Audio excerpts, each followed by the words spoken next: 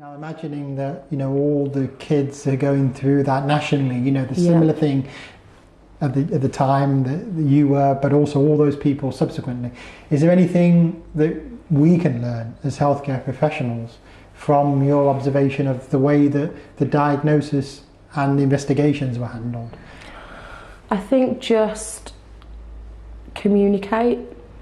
We had one consultant who was very obviously a master in what he did, but just didn't tell us. Even the fact that to explain to us that we can't do the scan today because of, I can't tell you what's going to happen or what Harry's got because I need to do this and I need to do this.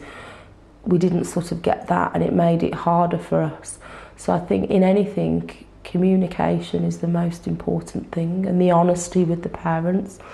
For me, I appreciated in a way when Harry was actually later on in ICU, the direct, this is how it is. I'm not going to fluff things up for you. This is what's happening. This is Harry's chance. You preferred that direct communication? Absolutely, because I just didn't get it. Yeah. I just didn't understand how serious it is. I don't want people to tell me that actually, let's just focus on the positives. I want the reality of what we're facing here, because then at the end it came as such a shock that it just couldn't sink in, because a week before we were bringing him home for us to care for him, although seriously poorly. So it was just communication is what I'd say is, and the empathy, because this is, patients are people, and when it's a child, this is your life, and whether it's an adult, it's still the same, but this was our life. And we just needed, I think, better communication for us, and to understand why we've got to wait and what's happening. And okay, whilst you're waiting, if this happens and that happens, I think we just would have been able to deal with that time better. Did you feel that the time you had with each clinician, for example, at appointments, was adequate? I'll tell you why, because obviously there's pressure on the medical system, and the appointment times tend to be pressurised themselves. Sometimes they get around this by having like a link person, a nurse or somebody who you can always ring, if you need them, a kind of person that is an outreach to you, if you like. Yeah. And was that an issue? No, I always felt fully supported. Once we knew that surgery was out of the question for Harry because of the location of his tumour, and we were definitely being looked after by the oncologist, there was a support worker that sat in on the meetings. Oh, that's good.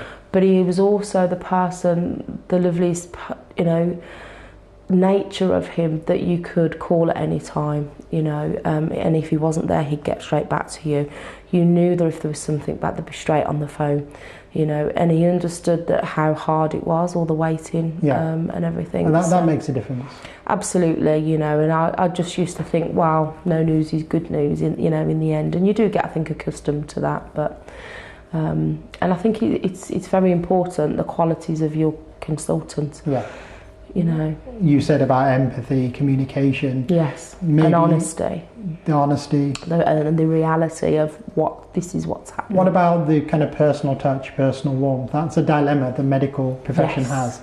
Yeah. They're not sure whether to be too almost friendly and personal, down to earth, or whether to be like the old school medical model is slightly very professional, but it can come over sometimes as aloof or, I think you just have to have a consultant that's approachable. Yeah. Because you need to feel comfortable with the silliest of questions. We're not doctors, and I probably asked the stupidest of questions, but I was only able to do that because Harry's consultant put me at ease.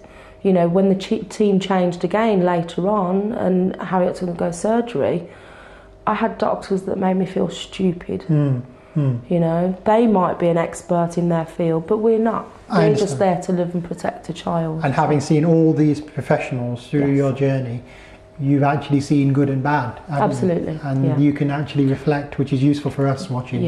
Any healthcare professional watching this can reflect on what you're saying. Absolutely. Hear what people themselves find more useful in that journey, which is a very, very sensitive time, obviously. Yeah, and I don't ever doubt that all the medical skills were top notch. They were the best, and that level was spot on. But it's like anything, there's more to it. Cancer, it has everything else that goes on around it.